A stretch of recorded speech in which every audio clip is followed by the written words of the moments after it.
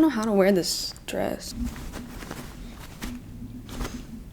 Hello. I think a lot of the times what stops me from starting my videos is that I just don't know how to do introductions, and so I'll just literally sit here stalling for 10 minutes sometimes, not knowing what to say. So I think I'm just gonna stop doing them. Okay, you read the title of the video, you know what it is. If you need an abstract, I'll pop it in the description. We're just gonna get started. That being said, this is my 7th year doing the mid-year book freakout tag, which means it is my 7th year on the beautiful continent that is booktube, and I always want to take this opportunity to say a very gracious, grateful, rather heartfelt thank you to you guys for being here, for I think I'm wearing this wrong, for being here and for listening to me talk about books and talking about books with me and all of that jazz and samba and rock and roll. 7 of them. I will try to link some of the previous tags down below. Don't go too far back, please, because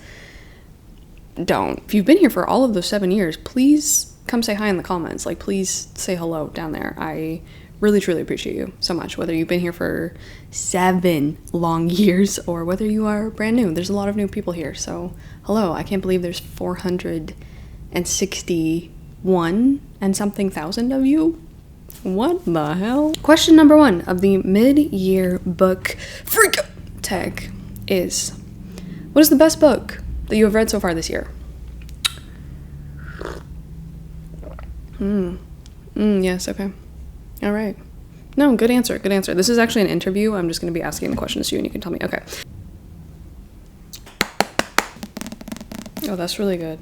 It is this one. It is this big old tome, Moby Dick. This is just... yeah, you guys know. Moby Dick by Herman Melville. This one, of course, was for the Game of Tomes book club. This was our first read for like the first 4 months of the year, and I definitely took way longer. I went overboard with it, if you will, and read it for much longer than that because I was so just like obsessed with this. This has been my just kind of thing I've been really fixated on for months now, and it has honestly inspired so many other interests, and that is what a really excellent book can do, is just send you down so many different paths and introduce you to so many new favorite things, whether that's hobbies or historical things, moments, periods, whatever it may be. And this was fantastic. This exceeded any expectation I had for it, and in fact it didn't meet any of the expectations because Moby Dick is so experimental and so extremely interesting. No one else was really doing this stuff that he's doing. There's so many theatrical moments in Moby Dick. It is very, very, very theatrical, which I mean makes sense because one of Melville's goals was to try to write a novel as tragic as the great works of Shakespeare. And yeah, it is. It's so sad. I think Moby Dick is so deeply sad.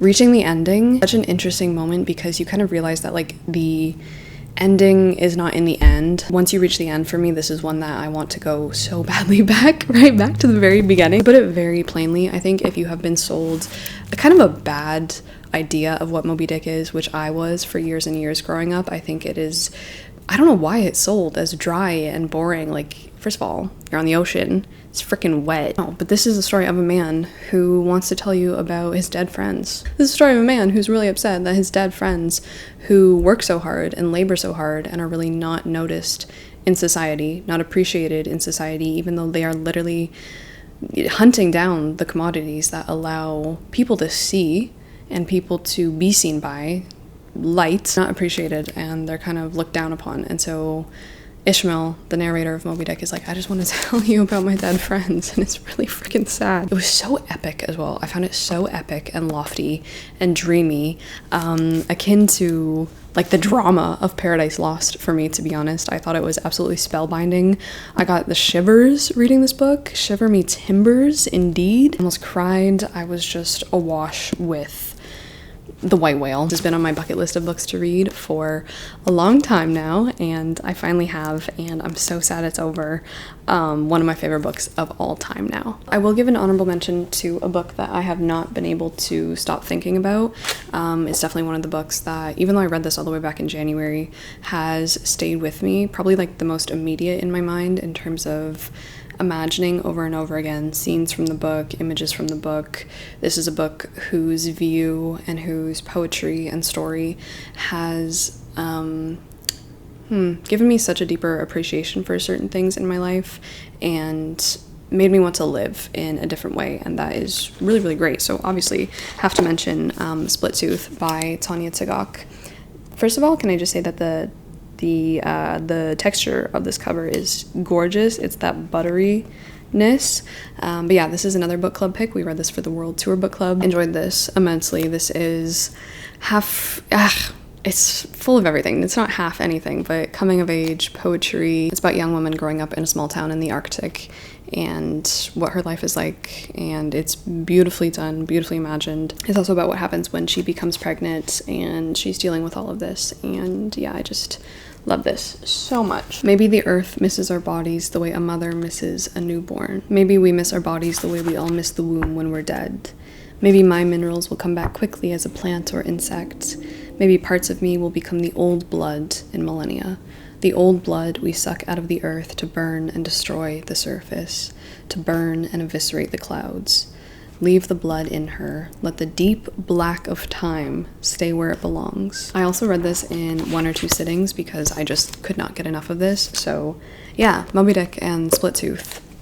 Question 2. What is the best sequel you have read so far this year? So technically I've only read 1 sequel, but I've read a prequel, if you will allow me, because oftentimes prequels are better than sequels. Technically the only sequel I've read is God's Grave by J. Kristoff. I made my whole going through every single book series I'm in the middle of video again. I re-went through that, reorganized that, and I've been trying to make some progress. So I did. I read the second book in the Nevernight trilogy. I honestly like Nevernight better than God's Grave. I think maybe I shouldn't have done this. I should have read them all back to back to back when I first started reading them in maybe 2021-ish time. I just don't think I like them as much anymore, these books. This is about an assassin named Mia who, in a very, very Roman-inspired world, is trying to get revenge for her lost family. And anyway, however, the best prequel, the best add-on, shall we say, to a book series that I have read so far this year is the longest book I've read this year, and that is A Day of Fallen Night by Samantha Shannon. Wow! This is the prequel to this guy, The Priory of the Orange Tree. This is even better than The Priory of the Orange Tree. This is so good. And actually my top 3 favorites, I guess. Hi, Calcifer. Stop moving the tripod. Calcifer, stop moving the tripod. Okay, no.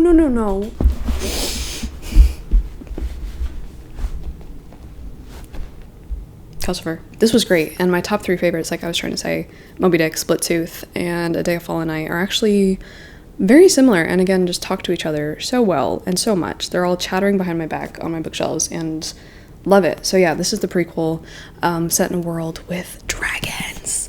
Look at this cover. It's so beautiful. I can't believe I found this book in a little library box. It is so stunning. I highly recommend the audiobook as well because it's full cast. They do such a great job. And this also gave me so much glorious winter imagery because one of the kingdoms, one of the characters in one of the kingdoms, she lives and works at a temple up high in the mountains, and it's so gorgeous, and I just love it. And I love the dragons in here, and I love the environmentalism. There's also a pandemic because she wrote this during the pandemic. It was just great. It was just really, really great, and it's so cool to see an author grow and flourish, and I just loved A Day of Fallen Night. So yeah, recommend both of these. You can read this before Priory. I don't know if I'm gonna go back and read Priory now after this. I don't know honestly what order I'd recommend either.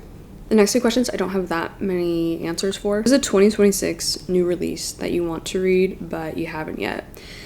I'm not too excited honestly about anything that's come out so far this year. However, a lot of you guys sent me over the fact that Heather Fawcett has released a cat book, Agnes Aubert's Mystical Cat Shelter.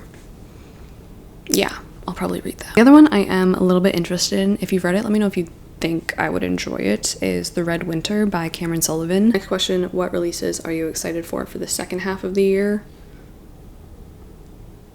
None. I'm really not. I don't really keep up with new releases. I'm not really excited about new releases. In fact, I feel like I don't know if this is the place to talk about the publishing industry or not, but I just feel like a lot of new books that come out are frankly not very good. I think the publishing industry is going through a bit of like a fast fashion moment where they're just trying to pump out as much as possible, and they're worried about the wrong things. But that being said, please let this be a question to you, rather. If you have books that you're excited about that are coming out this year, please let me know. Biggest disappointment of the year so far for you? I'm happy to report that I'm having a much better reading year than last year. Last year was a pretty dismal reading year. I haven't had too many disappointments this year, to be honest. Nothing crazy. There is one book that I think I was excited to get into. I'd heard really good things about. This has a lot of really great reviews and ratings, and I am definitely in the minority with this one, but my greatest disappointment of the year so far was Exhalation by Ted Chiang. I really did not like this, plain and simple, unfortunately. This is a sci-fi short story collection, and this did absolutely nothing for me. On the whole, I found these very basic and like lacking. Sorry. The stories in here I just frankly did not enjoy whatsoever at all.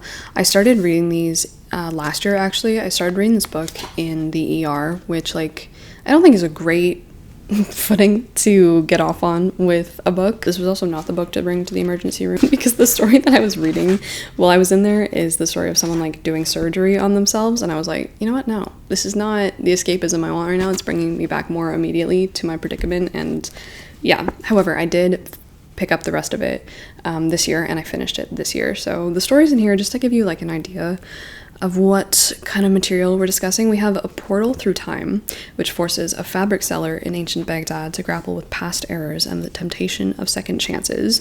We have an alien scientist who makes a shocking discovery. We have a newfound ability to glimpse into alternate universes.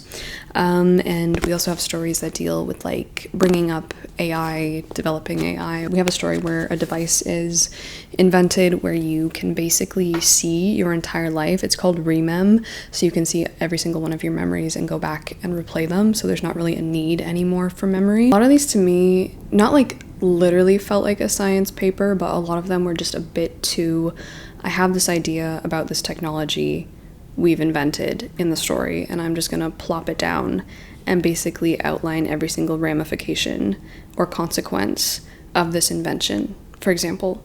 And I'm like, okay. That was my exact reaction to so many stories in this collection, was just like, okay. Like there was not really any pushing it further for me.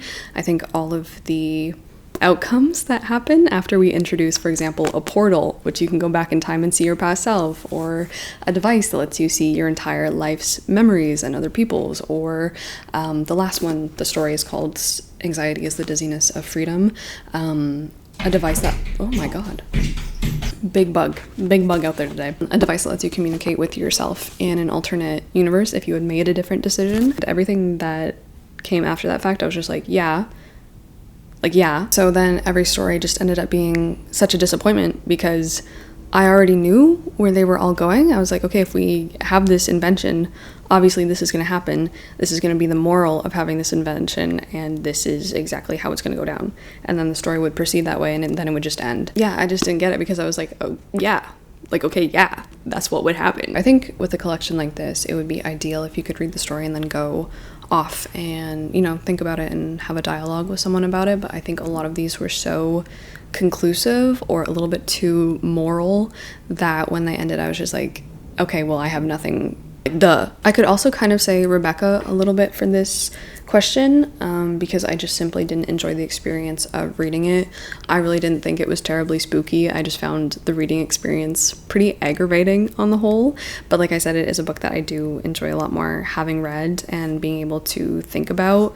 Like I like the ideas in Rebecca, but I didn't like Rebecca, if that makes sense. Like I gave it a 4-star because I loved the reading experience. Was just very slow, stuffy, not particularly spooky to me at all, just really aggravating. The next thing inquiring minds would like to know is, what is the biggest surprise of the year so far?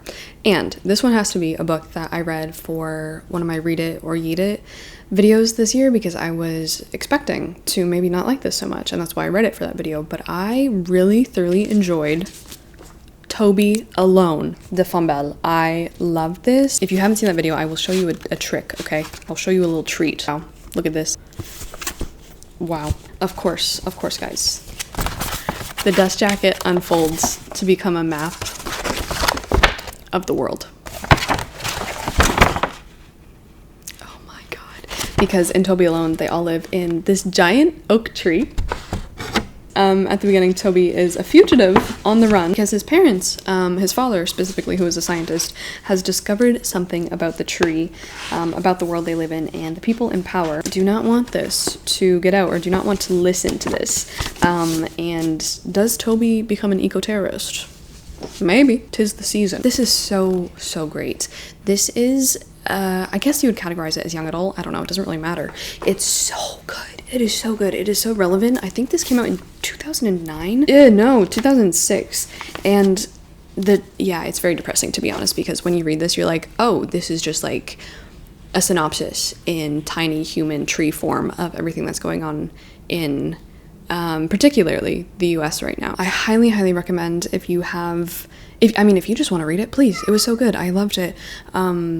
First of all, the beauty, the textures, the attention to detail, the magnificence and the magic of living in an oak tree. Like that being your whole world. It asks so many wonderful questions. And of course, please, if you have younger people in your life, if you have students, if you are a librarian, please put this in your library. If you are a teacher, please put this in your school. And also it has darling little illustrations as well. So yeah, there is a sequel to this. I will definitely be reading if I get my hands on it. So that is Toby Alone. So surprised. Who is a favorite new author or just a new to you author? The stakes in this question are too high.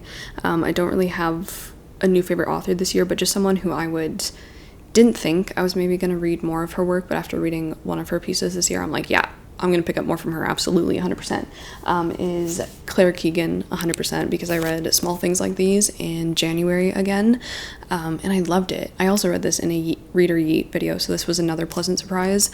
I adored this. I love her writing. I love it so much. I found it so, just simple and vivid and perfect. Really just perfect. Truly perfect. So I will definitely be reading more from Claire Keegan. I highly recommend Small Things Like These.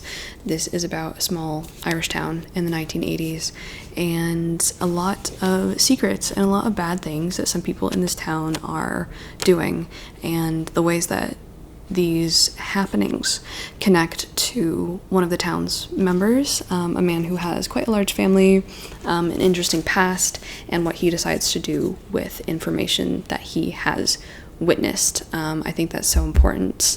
So important when you decide what you do with something that you've seen, how you choose to respond to something, and what you choose to do with that information. Another 5-star this year. Who is a favorite new character for you this year? Well, okay, first of all, you know who's not a favorite new character for me? The husband in Rebecca, the housekeeper in Rebecca, the estate manager in Rebecca, the house in Rebecca, and finally the narrator from Rebecca. Detest, hatred, pure boiling rage in my veins.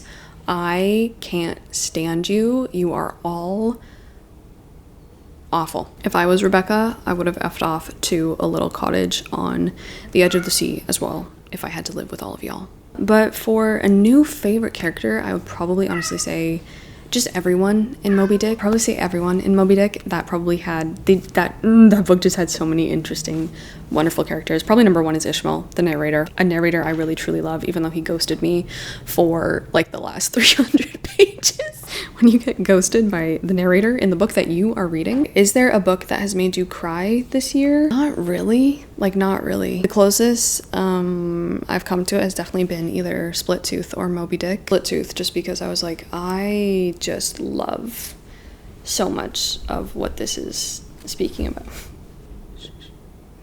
love you. Okay, this is fine. No, this is fine. Okay, go in there, go on. I used to do this when he was little. Next question is, who is your new crush from 2026 books? Oh my gosh, Nakia from A Day of Fallen Night.